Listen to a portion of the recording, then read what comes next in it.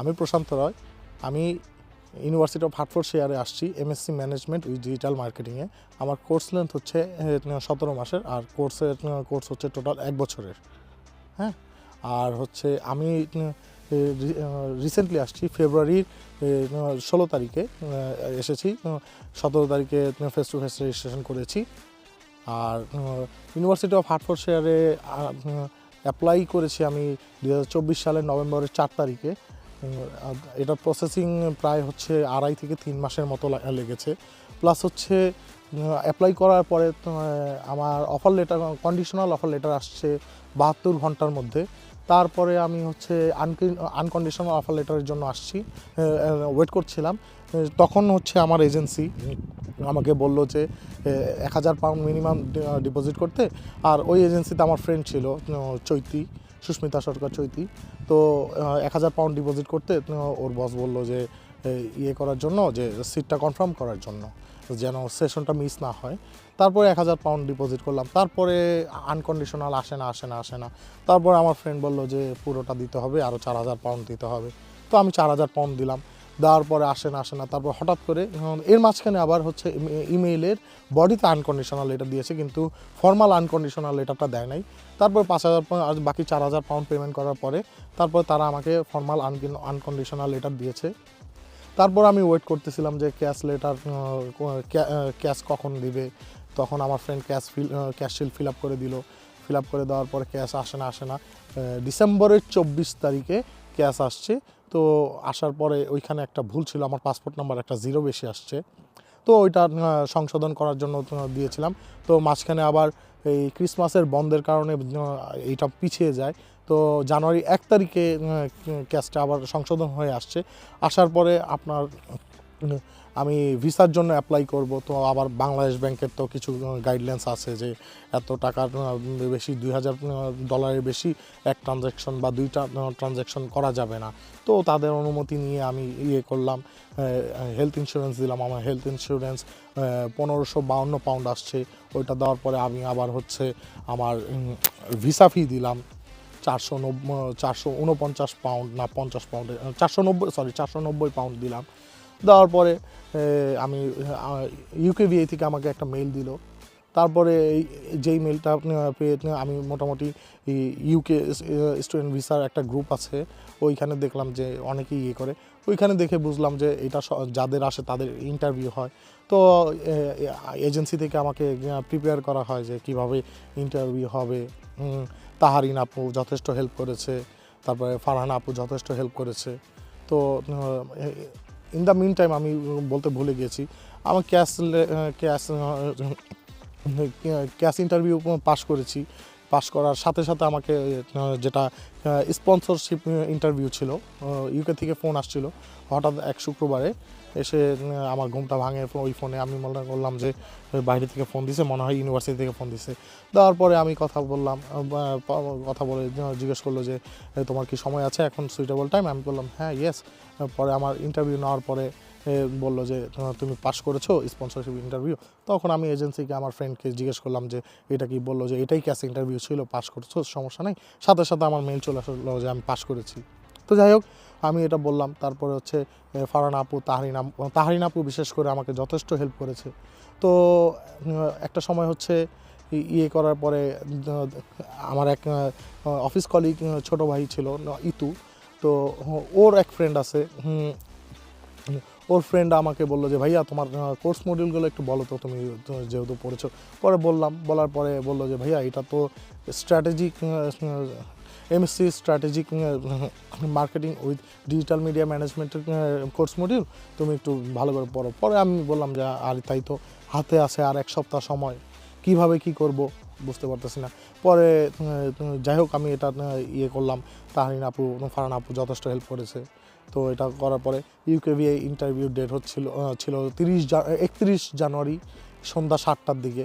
তো ফার্স্টে 31 জানুয়ারি সন্ধ্যা 6টা পর্যন্ত, 6টা 58 পর্যন্ত আমি পড়লাম। তো হঠাৎ করে আরেকজন ছিল আমাদের সাথে সিলেটের এক ভাই। তো সে বলল যে আমি ল্যাপটপ দিয়েছিলাম। তো ল্যাপটপ দিয়ে 30-40 মিনিট যাওয়ার পরে ডিসকানেক্ট হয়ে যায়। তো এটা আমার সেকেন্ড ইন্টারভিউ, সে 28 জানুয়ারিতে দিয়ে এই হচ্ছে 31 তারিখে আমার আইফোন দিয়ে ইন্টারভিউ দিলাম। তো ইন্টারভিউ 26 মিনিট ছিল। তো ফার্স্টে আমাকে আইডেন্টিফাই করার জন্য আমাকে বললো যে তোমার নাম আর ডেট অফ বার্থ বলো, তারপর কেন ইউনিভার্সিটি, কেন ইউকে, কেন তোমার দেশের ইউনিভার্সিটি না, তো দেশের ইউনিভার্সিটি না, যার ফলে এগুলো বললাম। বলার পরে আমি ডিরেক্টলি হচ্ছে একবারে যা যা জিজ্ঞেস করতে ইনস্ট্যান্ট বলে দিয়েছি। তো বলার পরে বলতেছে যে তুমি কি স্ক্রিপ্ট পড়েছো? আমি বললাম না, আমি রিসার্চ করেছি, আমার কোর্স মডেলগুলো দেখেছি। তো সে কনভিন্সড হলো। তারপরে বললো যে ফ্রিকোয়েন্টলি তোমার ইমেলগুলো চেক করো, তো যে কোনো সময় ইয়ে করতে পারে। আর আমি তোমার হচ্ছে এই ইয়েটা তোমার অ্যাপ্লিকেশনটা ডিসিশন মেকিং সেন্টারে আমি ট্রান্সফার করে দিচ্ছি। তো চলে গেল 31 তারিখ। আমি ওয়েট করতেছি আসে না। পরে ইউকেবিএ থেকে একটা মেল দিল, তো সময় লাগবে আরও। তো তারপরে আমি একটা পেইড মেল করলাম। পেইড মেল করার পরে তারা আমাকে একটা ইয়ে দিল যে ওই 3 মাসের ভিসার জন্য যে ভিএফএস এর একটা ইমেল থাকে ওইটা দিয়ে দিল। তো আবার বলল যে do not contact with UKVI, your decision has been made. তো দেওয়ার পরে আমি 2-3 দিন ওয়েট করলাম, আবার একটা ইমেল পেইড মেল করলাম, ফলো আপ মেল দেওয়ার পরে বললো যে স্কেলেট হলো তোমার ডিসিশনটা। তারপরে 10 তারিখে 4:40 আমার হঠাৎ করে ঘুম ভাঙলো। রাতে আমি খাওয়া দাওয়া করিনি। তো উঠে খাওয়া দাওয়া করলাম। তো আমার ফোনে একটু ডিস্টার্ব ছিল, ওটা ঠিক করলাম। সরি। তো হঠাৎ করে একটা মেইল আসলো 5টার সাথে। আমি বললাম যে আমার ব্যাংক থেকে কোনো প্রমোশনাল মেল দিয়েছে বা কিছু একটা। তো পরে চিন্তা করলাম যে না, এই সময় তো তারা ভিসা ডিসিশনের মেলটা দেয়।